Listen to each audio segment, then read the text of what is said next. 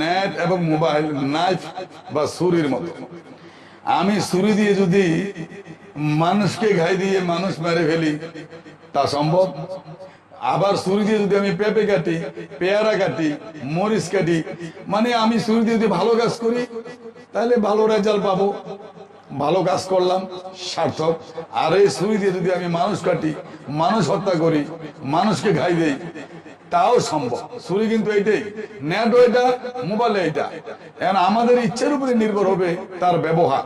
এখন আমরা যদি ভালো কাজে ব্যবহার করি ওয়েল এন্ড গুড, আর আমরা যদি খারাপ কাজে, অশ্লীল ব্যয়পনা কাজে ব্যবহার করি, এটাও আমাদের কাছে।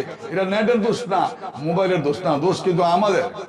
সো আমরা সিদ্ধান্ত নিব আসলে আমরা কি সঠিক কাজে ব্যবহার করব নাকি অসৎ কাজে ব্যবহার করব। এটা কিন্তু টোটালি আমাদের উপরে বর্তায়। আমি আশা করব নেট বা মোবাইল যেন আমরা যথাযথ কাজে